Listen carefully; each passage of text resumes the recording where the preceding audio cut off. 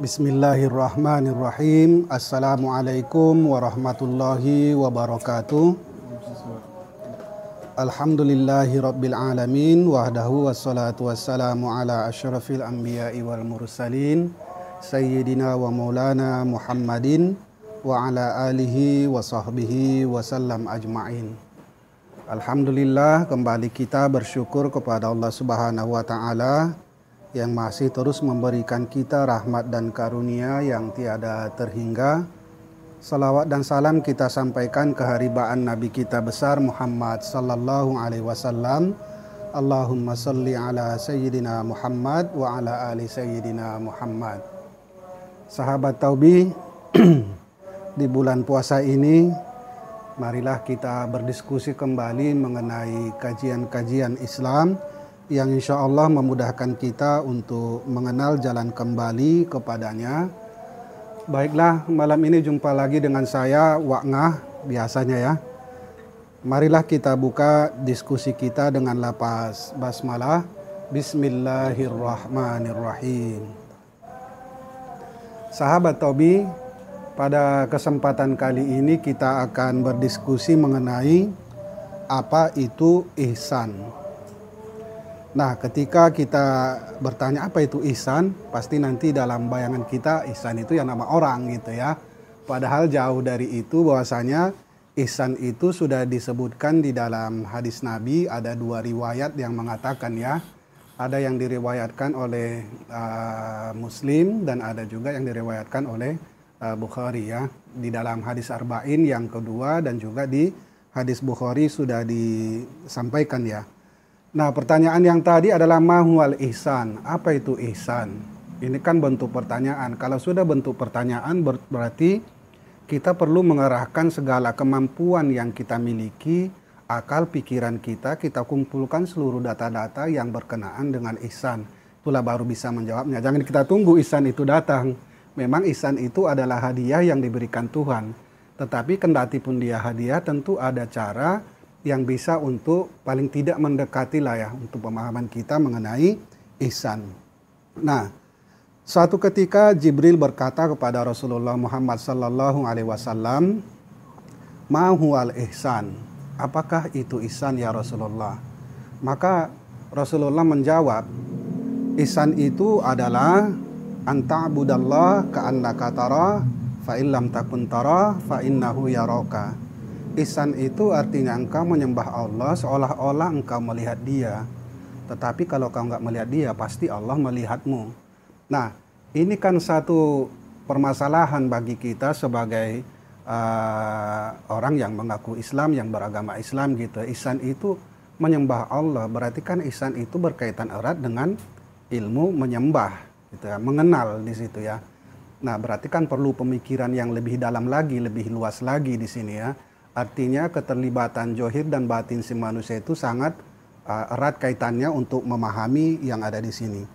Nah, ihsan itu secara bahasa artinya baik, kebaikan gitu ya. Tapi kebaikan yang bagaimana gitu kan? Kebaikan yang menurut Allah, bukan menurut persepsi kita sebagai manusia. Kalau persepsi kita sebagai manusia, sesuatu yang enak pasti baik gitu ya. Segala sesuatu yang membahagiakan kita pasti kita bilang itu adalah baik. Tapi di sini adalah ihsan yang menurut Allah sesuai dengan yang disampaikan oleh baginda Rasulullah Muhammad sallallahu alaihi wasallam. Nah, sahabat Taubi, kenapa kita harus mengenal ihsan itu? Kita pahami dulu bahwasanya ihsan ini di dalam agama Islam adalah berada di bahagian yang ketiga. Yang pertama itu kita pahami dulu apa itu Islam, dan itu sudah kita bahas sebelum-sebelumnya. Kemudian yang kedua, apa itu iman, dan juga sudah dibahas-bahas juga sebelum-sebelumnya. Dan yang ketiga ini adalah mahwal ihsan. Tentu kan manusia itu punya tingkatan-tingkatan juga. Kita aja hidup, ada masa kanak-kanak, remaja, dewasa, sampai tua, dan terakhir kembali lagi. Nah, disitulah kita membuktikan akal kita sebagai manusia. Nah, ihsan itu berarti kan menyembah. Siapa yang disembah? Allah. Allah itu pasti kita bercerita dengan yang maha gaib, yang tidak bisa dilihat. Tetapi Allah bilang, aku itu ada. Itu yang jadi masalah kan. Kalau Allah bilang ada, berarti kan bisa memandangnya. Kalau nggak bisa memandang dengan secara mata yang kita gunakan sehari-hari, berarti ada mata yang lain yang ada dalam tubuh manusia itu kan. Dinamakan kalau orang bilang itu adalah mata batin gitu kan. Nah, kalau ahli rohani memandang Tuhan itu tentu dengan menggunakan kolbinya. Nah, karena kolbi itu adalah sebagai titik ataupun pusat bagi manusia untuk berkomunikasi dengan Tuhannya di sini ya. Nah, tentu kalau kita memaksakan mata kita di sini, berarti yang kita pelajari adalah informasi yang berdasarkan dari hadis-hadis Nabi gitu ya. Tapi Allah juga udah bilang di dalam Al-Quran, fa innaha la ta'mal absar walakin ta'mal qulubul lati fis sudur. Sesungguhnya yang buta untuk mengenal ihsan itu adalah mata yang johir ini, mata yang selalu kita gunakan untuk melihat. Tetapi mata yang di dalam hati, kolbu si manusia itu dia nggak mati dia.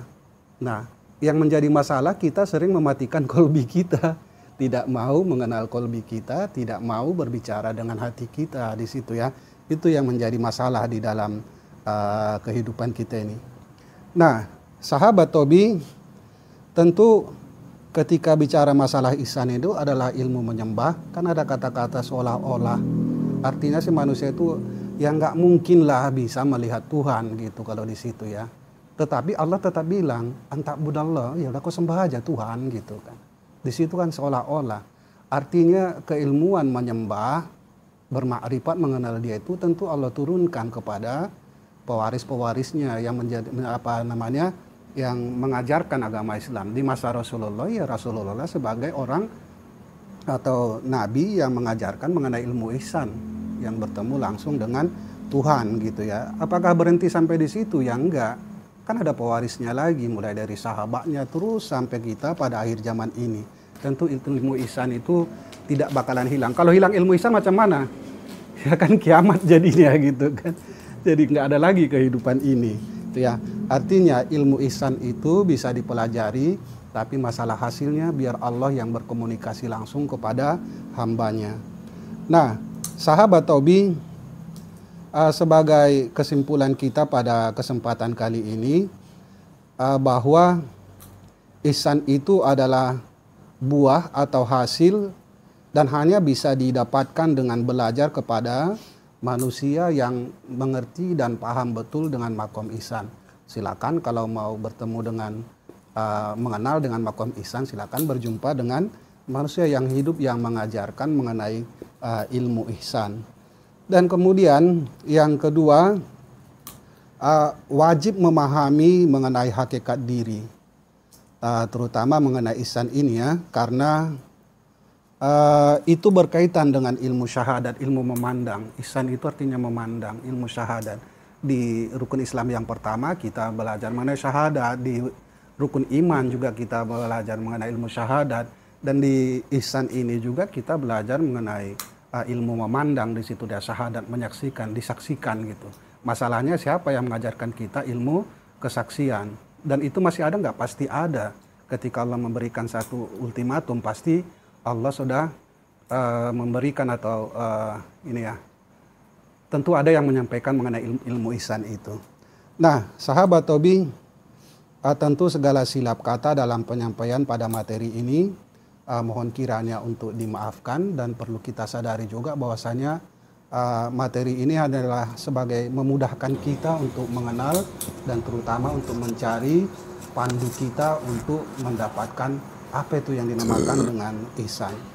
Nah, materi ini berada atau bersumber di blog Tobi My ID. Insya Allah di sana nanti kan banyak menceritakan masalah pemahaman mengenai ketuhanan ya. Baiklah, mari kita tutup diskusi kita dengan lafaz hamdalah, alhamdulillahirabbil alamin, wallahu a'lam bissawab, inna lillahi wa inna ilaihi raji'un. Wassalamualaikum warahmatullahi wabarakatuh. Waalaikumsalam warahmatullahi wabarakatuh.